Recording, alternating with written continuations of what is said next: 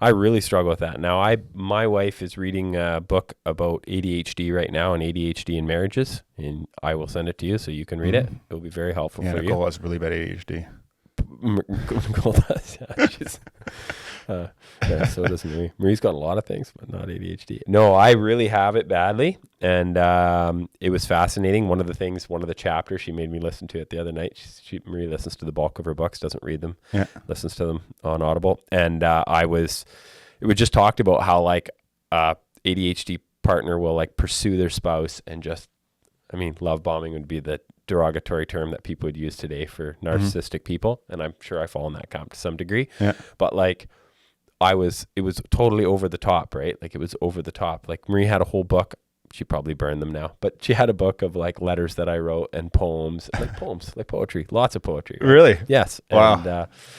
And all kinds of stuff like that, and bringing exorbitant gifts all the time. And I'm sure my mother and father-in-law would attest to that. It was just ridiculous, right?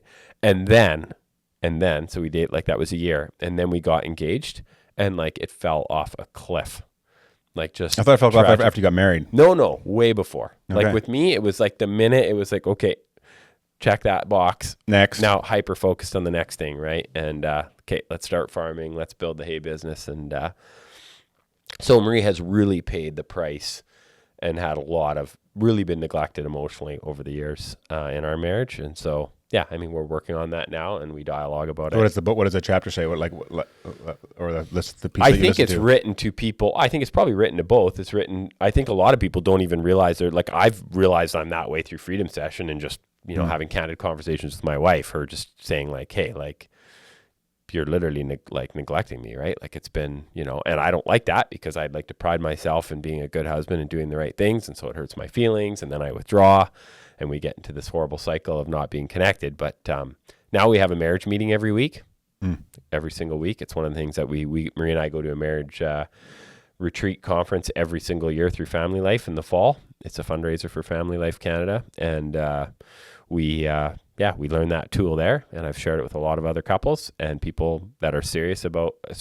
Most couples need to do a marriage meeting. Some don't. Like some couples are just really close and they dialogue a lot and are good friends. Huge difference for me and Nicole. We started doing it. Yeah. Okay, so you do, and like for us, like we do it, and we just happen to do it on Sunday night. It's the beginning of the week, and to be fair, I think we've missed a lot of Sundays as well. Okay. Like it's not like we're super consistent. We don't do well if we miss it. Okay. It's definitely something that's built in, and basically. So what do you do? Because this is what we do. I go through our whole calendar together. Yeah. We talk about the whole thing for the whole week. We talk about one thing we appreciate about each other that week, one thing we don't like about each other that week. Yeah. And we go through our finances. Okay. Yeah. So that would be pretty typical. I mean, they have a pretty specific order outlined where they would say you would start with the encouragement.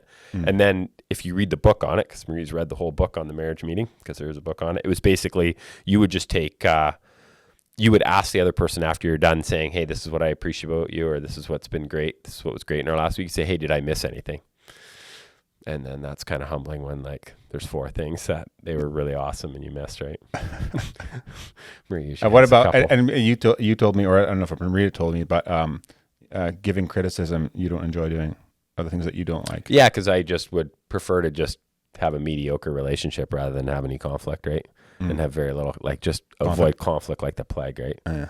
And people are surprised when I say that because people are like, oh, you're a big mouth or whatever. And I am a big mouth, but I'm a big mouth that avoids conflict. So it's a pretty dangerous combination. I think I would fall. Would you fall in that camp? I think so, yeah. Or traditionally, like historically, I would definitely a hardcore people pleaser. Yeah. Okay. Try to, I mean, it really helps in sales and taught me a lot of sales skills.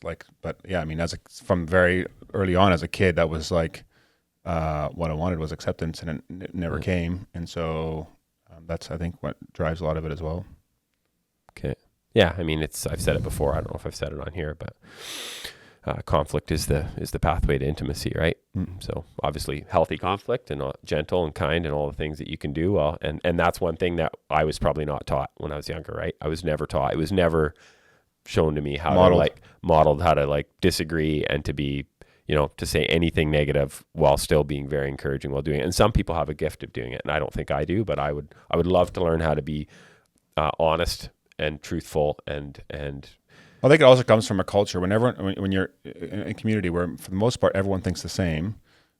Hey guys, if you enjoyed that episode and were blessed by it, would you be willing to support the show? That would help a lot in creating more content, improving the quality of the content, putting the production value, getting more guests on, and me being able to spend more time and energy towards it. So if you're interested in doing that, you can click up here and it'll take you to a support page. But you can also subscribe to the podcast by clicking over here and doing that. Thanks again for listening, and I'll catch you on the next one.